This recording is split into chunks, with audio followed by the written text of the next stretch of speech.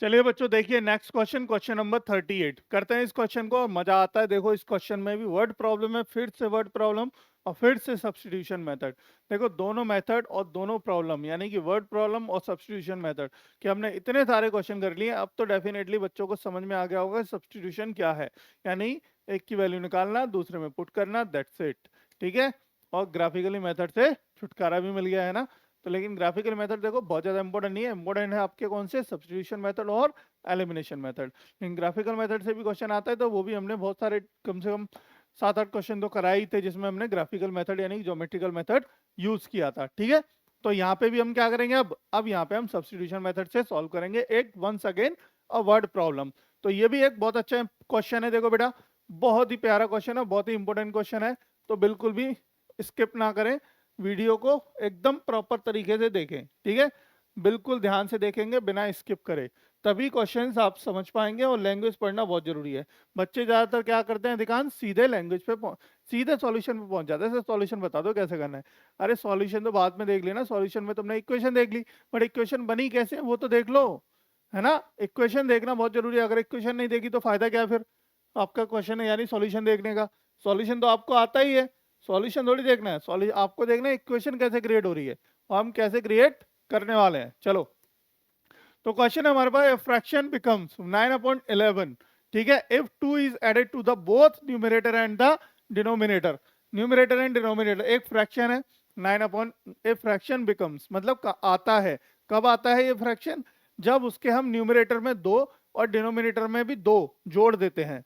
मतलब दोनों में अगर कोई ऐसा एक फ्रैक्शन है जिसमें न्यूमरेटर और डिनोमिनेटर में 2 ऐड कर दिया जाए तो 9/11 आ जाता है। ठीक है। if 3 is added both the numerator and the denominator becomes 5/9। और अगर हम उसमें 5/9 जोड़ दें न्यूमरेटर और डिनोमिनेटर में तो हमारा 5/6 आ जाता है। ऐसा कहा जा रहा है हमसे। फाइंड द फ्रैक्शन, हमें क्या करना है, फ्रैक्शन निकालना है। Solve it by the substitution method. तो यहाँ पे देखो हमें फ्रैक्शन कैलकुलेट करना है। बहुत अच्छी बात है, प्यारा क्वेश्चन है, अच्छा क्वेश्चन है। देखो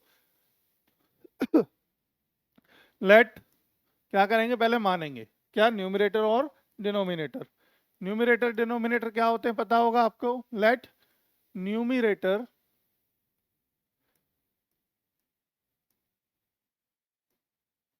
late numerator is let numerator be x and denominator, और क्या हमारे पास, डिनोमिनेटर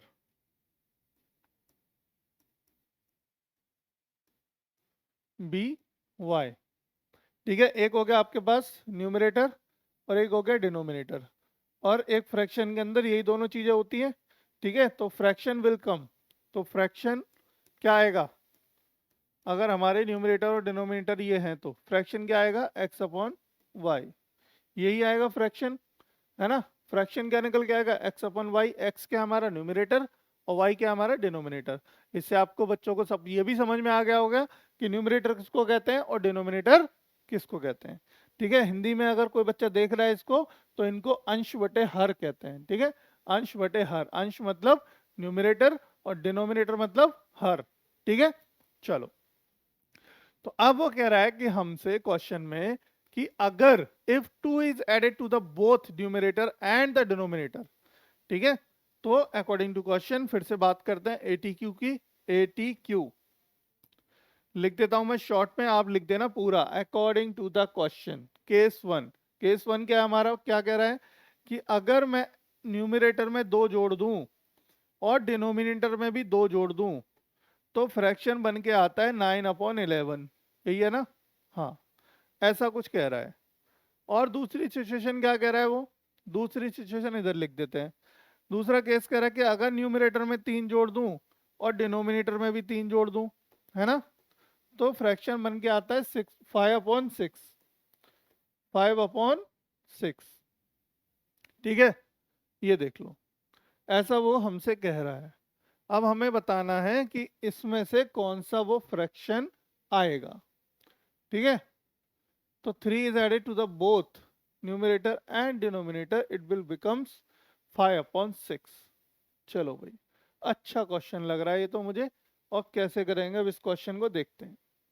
तो ये हमारा इक्वेशन नंबर, देखो अभी इक्वेशन नहीं डालते हम, ये हमारे दोनों केस आए।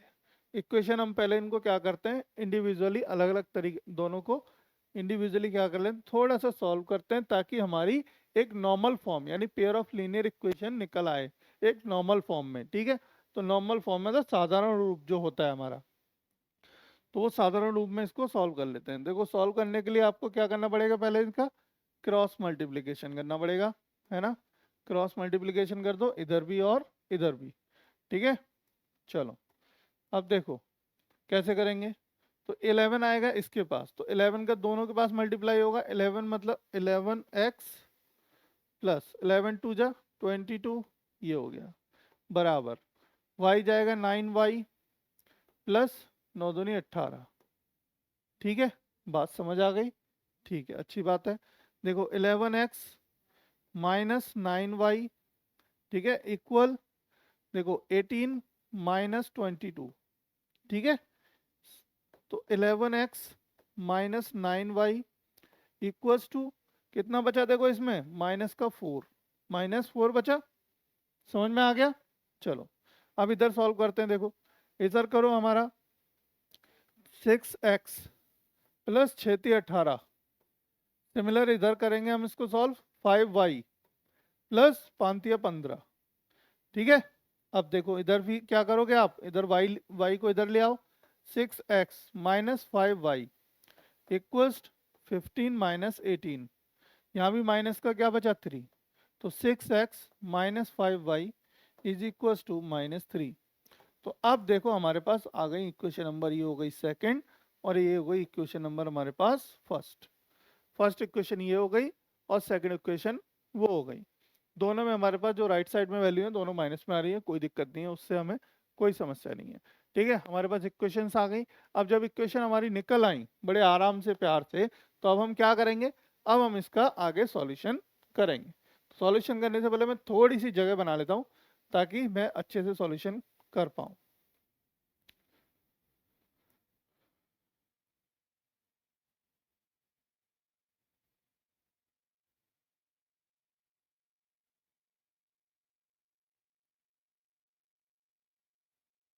चलो भाई, अब देखो अब हम क्या करेंगे, अब हमारे पास दोनों इक्वेशन आ गई हैं। अब दोनों इक्वेशन में से क्या करना है, अब सीधा सीधा हम क्या करेंगे भाई, सीधा सीधा हम ये करेंगे कि पहले एक में से किसी सब्स्टिट्यूट वैल्यू को सब्स्टिट्यूट करेंगे।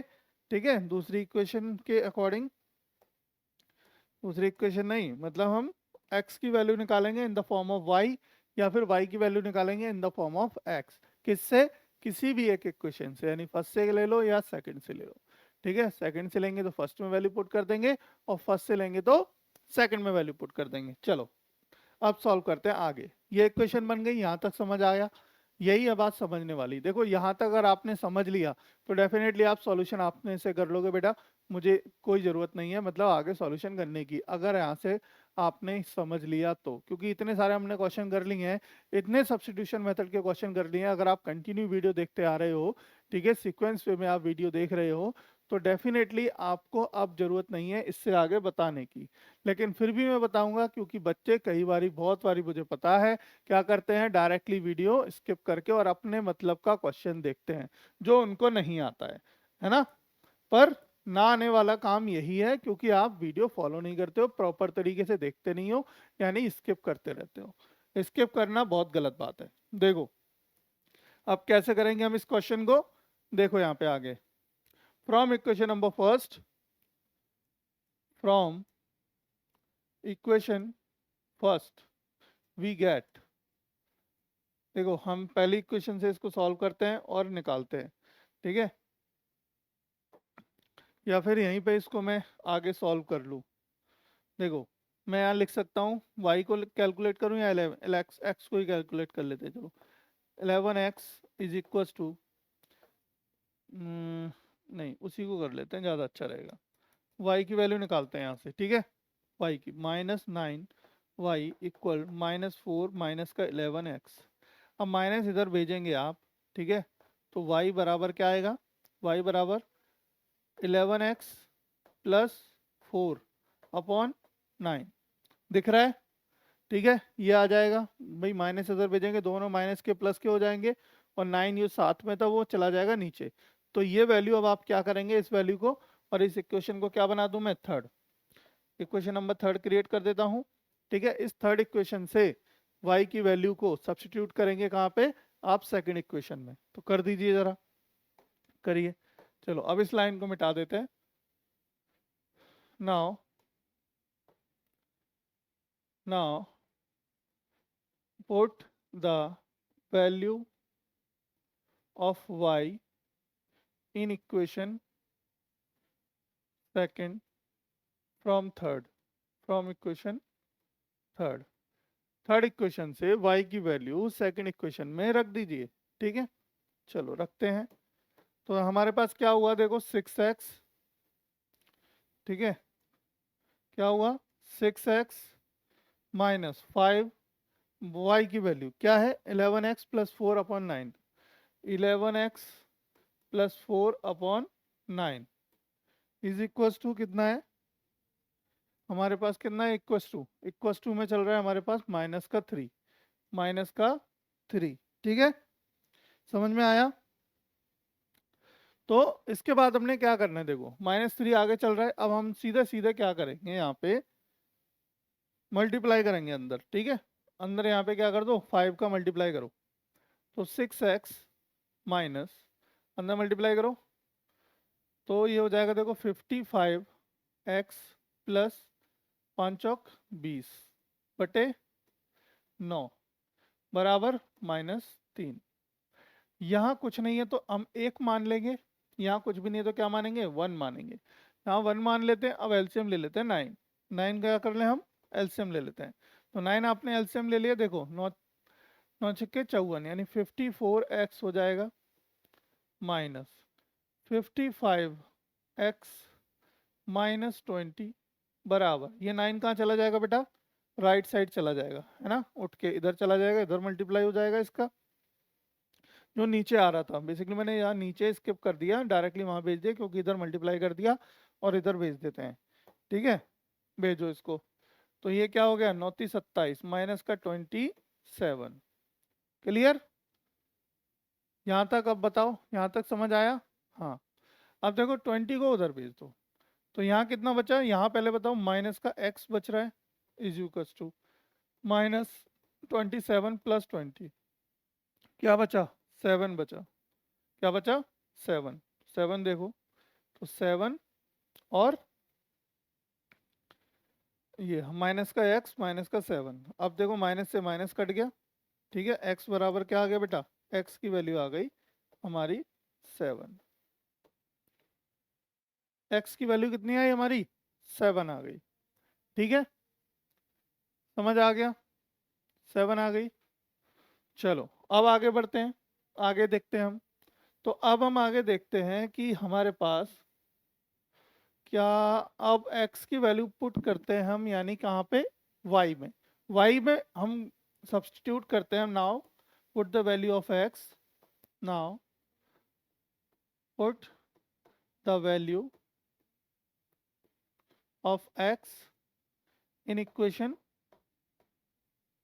नंबर थर्ड, तीसरी इक्वेशन में रख दो वैल्यू आप, है ना, तीसरी इक्वेशन में रख दो। थर्ड इक्वेशन क्या है आपके पास, थर्ड इक्वेशन है देखो y इज इक्वल टू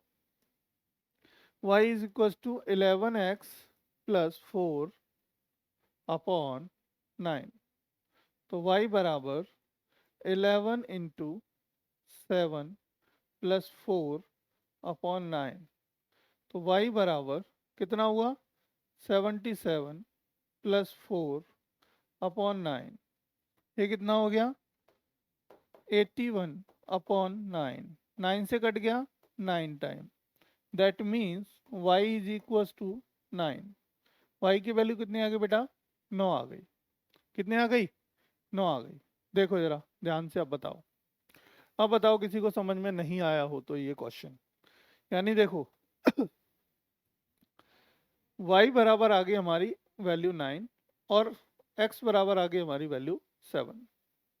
ठीक है, आंसर हो गया हमारा पहला कौन सा, x बराबर 7 और y बराबर 9। तो फ्रैक्शन क्या आया फ्रॉम इक्वेशन, इसको डाल देते हैं equation number 4, equation 4, from equation 4, from equation 4। तो so the fraction is, fraction क्या आया बेटा, फ्रैक्शन हमारा, फ्रैक्शन आया x अपॉन वाई की वैल्यू रख दो, x अपॉन वाई की वैल्यू मतलब 7/9, कितना 7/9। तो ये आ गया बेसिकली हमारा आंसर, हमें से यही पूछा गया था 7/9। तो 7/9 कहाँ दिख रहा है आपको, जल्दी से बताओ। 7/9 दिख रहा है मुझे ऑप्शन नंबर ए में, ऑप्शन नंबर ए में हमें 7/9 दिख रहा है, इसका मतलब ऑप्शन नंबर ए आपका बिल्कुल सही आंसर है। ठीक है, सवाल आ गया एकदम समझ में, अब मजा आ गया होगा देख लो क्वेश्चन करके। लेकिन अभी भी पता नहीं कुछ बच्चों के दिमाग में ना कुछ चल रहा है, कुछ चल रहा है डेफिनेटली, कि सर अगर मैं क्वेश्चन पढ़ूं, अगर मैं क्वेश्चन पढ़ूं तो अगर मैं इस फ्रैक्शन में 2 जोड़ता हूं तो 7 में 2 जोड़ूंगा तो 9 मिल जाएगा, 9 में 2 जोड़ूंगा तो 11 मिल जाएगा, ये तो समझ आ रहा है। लेकिन अगर मैं 3 जोड़ता हूं तो ये छोटी क्यों हो रहा है, फ्रैक्शन छोटा क्यों हो रहा है? यही है ना क्वेश्चन सवाल दिमाग में, है ना? आया था ना दिमाग में ये क्वेश्चन स्टार्टिंग में ही, जब पढ़ रहे थे तब भी आया होगा, है ना? तो ये क्वेश्चन देखो, अरे यार मतलब इतनी छोटी छोटी बातें कैसे करोगे आप? ठीक है, देखो हमने क्या बताया, फ्रैक्शन आया हमारे पास 7/9, जोड़ो जरा 3, 3 जोड़ो, जोड़ो जरा 3, कितना आया 10/12, 2 से काटो, 2 से काटो। Okay okay okay okay okay okay okay sir समझ आ गया है ना? अब तो डेफिनेटली आ ही गया होगा समझ में, है ना? तो इतना कंफ्यूजन में नहीं रहते, यानी इतना दिमाग नहीं दौड़ाते, दिमाग दौड़ाओ वहां तक जहां तक क्वेश्चन सॉल्व हो जाए। ठीक है, जब क्वेश्चन सॉल्व हो जाए वैल्यू रख के देख लो, आपका जो कंफ्यूजन है, जो भी दिक्कत है अपने आप रिजॉल्व हो जाएगी, मेरी जरूरत नहीं पड़ेगी। ठीक है, लेकिन फिर भी मैं आपके लिए यहाँ पे हूँ, जब चाहो तब मुझे यूट्यूब पे मिल सकते हो। ठीक है, और कहाँ पे मिलेंगे हम? इनविक्टा में, इनविक्टा मतलब एप्लीकेशन। तो बिना देरी करे जल्दी से रजिस्ट्रेशन कर लो, यानी कि इंस्टॉल कर लो आप अपने फोन में एप्लीकेशन इनविक्टा। कहाँ पे मिलेगी आपको? प्ले स्टोर पे मिलेगी। प्ले स्टोर से इनविक्टा एप्लीकेशन इंस्टॉल करो और जल्दी से रजिस्टर करो अपने 10th बोर्ड में, और जल्दी से लग जाओ प्रैक्टिस में, तैयारी में। बहुत सारे ढेर सारे क्वेश्चन हैं, जितने क्वेश्चन है आपने कर लिए डेफिनेटली आपने बोर्ड मतलब तबाही मचा दोगे। ठीक है,